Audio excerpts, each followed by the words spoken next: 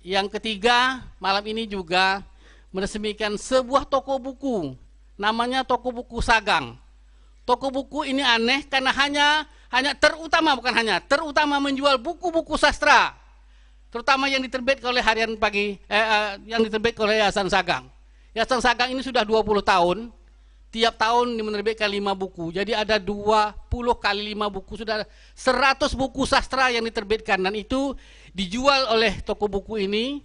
Toko-toko buku-buku puisi baik yang diterbitkan oleh Yayasan Sagang, yang diterbitkan oleh lembaga lain bisa dijual di sini. Toko ini memang aneh karena belum tentu laku. Tapi kalau tidak kita yang membuatnya, tidak ada orang lain membuatnya. Kita harus membuat. Jadi ada sebuah toko buku aneh yang tahu risikonya tidak akan dibeli, tapi dia akan menyumbang pada sebuah kebudayaan, dia akan menyumbang pada masa depan, dia menyumbang kepada orang yang mencintai puisi. Kalau kita tidak jual buku-buku puisi itu, orang tak sulit memilikannya, buku-buku puisi. Jadi ada toko buku. Di toko buku itu ada juga yang lain dijual, tetapi yang diutamakan adalah buku-buku sastraan, kumpulan cerita pendek, kumpulan esai, kumpulan puisi, dan lain-lain seperti itu. Kemudian yang keempat yang akan kita resmikan pada malam ini adalah kafe puisi ini. Kafe ini adalah sebuah kafe yang kita set up untuk tempat semua peminat puisi, penyair yang datang ke sini, dan setiap Sabtu malam Minggu di sini ada. Dan kafe ini menyediakan menu khusus, adalah roti prata.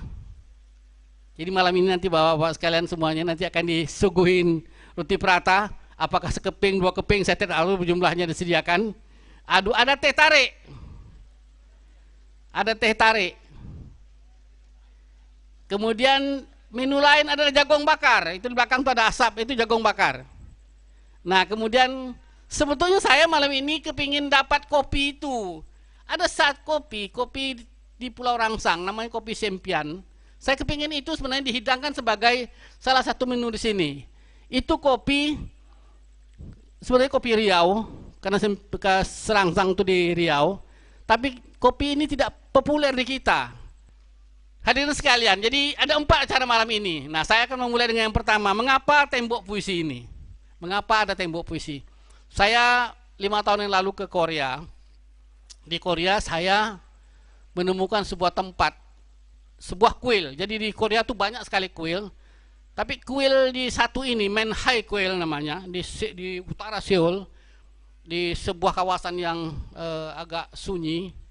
Ada sebuah kuil, di situ menjadi semacam sebenarnya pusat kesenian, mirip seperti Bandar Serai, seperti komplek Idrus Tintin itu. Ada teaternya, ada tempat orang belajar musik, ada tempat orang menulis puisi, ada restoran, satu restoran tempat semua penyair-penyair yang mengembara, kemalaman tinggal di situ, bisa membayar dengan makanan murah itu. Jadi satu kawasan seperti itu.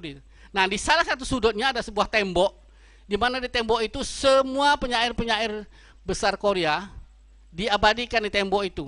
Salah satu puisinya diambil satu puisi, dipahatkan di sana dalam lempengan tembaga di sana, sajak-sajak pendek teman dipindih, ditempel-tempel sananya banyak sekali, berderet jadi sebuah tembok, jadi orang bisa melihat, oh ini. Nah, gagasan itu saya bawa pulang.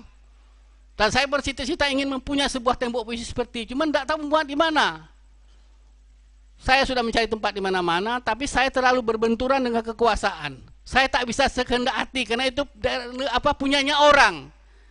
Alhamdulillah 5 tahun kemudian saya bisa membangun gedung ini, dan di sana sebuah gedung besar. Kemudian ini gedung lama, saya pasang ekornya dua-dua. Bapak-bapak saya lihat ini ada 2 selembayung. Ini semacam percakapan antara dua arsitektur. Yang bikin arsitek gedung ini tidak setuju, dia itu ada di situ tuh, namanya Dedi. Pak, ini nabrak kata dia. Saya bilang biar aja nabrak. Ini ada percakapan antara 2 gedung ini tentang masa lalu, tentang masa depan, tentang masa sekarang. Ini ada percakapan. Di tengah-tengah percakapan itu ada sebuah plaza seperti ini. Ya, definisi plaza itu adalah sebuah lapangan di antara 2 gedung.